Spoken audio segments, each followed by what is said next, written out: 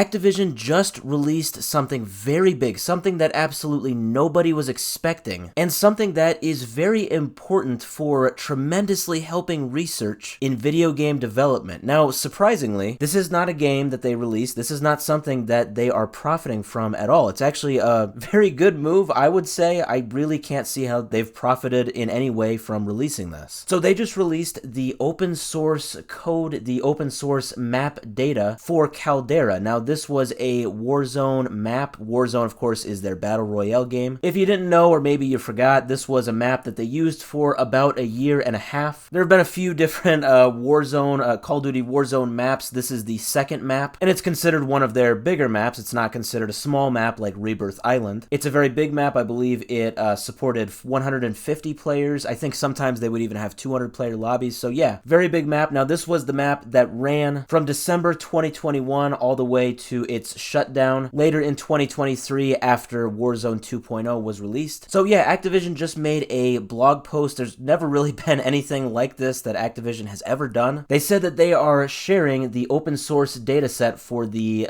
Caldera map. So it is completely available to download on GitHub. It is in OpenUSD. Now, my understanding is that this is a sort of framework that is universal essentially in game development. It stands for Universal Scene Description. And like I said, this is for free. So of course the question is, why have they done this? Well, they basically say in a nutshell that this is to promote research in game development, basically in any capacity. They said that students can use this for education to train themselves on how to work with game engines and work with game development. They also said that releasing a map this big, this can help with certain AI algorithms in the future. And it's crazy because I really don't think, beyond Activision, I don't think anything this big has ever been like donated to the game development community. It is said that this data set for this map includes 5 million meshes, 28 million primitives, and 1 billion point instances. Now, I'm not gonna lie to you, that is definitely a bit above my head. That's kind of speaking a different language, but essentially, this is a lot of data. Like, that's kind of the main takeaway. This is such a huge data set, all for game research. I don't know, correct me if I'm wrong, but this is probably, like, by far the biggest map, or at least the biggest map data that's ever just been released by a gaming company in open source, free for use. I'd have to imagine it is. I would love to know if I'm wrong. So yeah, I just am very surprised by this. Activision Blizzard, I know they can definitely be criticized from time to time, and yeah, don't get me wrong, it's sometimes justified, but I can see no way in which this is a bad thing. I think this is such a cool thing that they have done. It's for free. It's all in the name of research. I love it. And I think it really does make sense. Especially since about a year ago, they completely retired this map. So yeah, it's just kind of in their vaults. Especially if they have absolutely no plans of doing a remake for it. It would basically just be digitally collecting dust, so to speak. So yeah, why not just release it? Why not allow the gaming community to benefit from it? So I really love this. And now I'm kind of wondering, I really hope that other game companies see this, and maybe they will do this same thing. Maybe they'll donate old map data, old game data if they're not using it. I would love to think that a lot could be accomplished if more companies follow suit.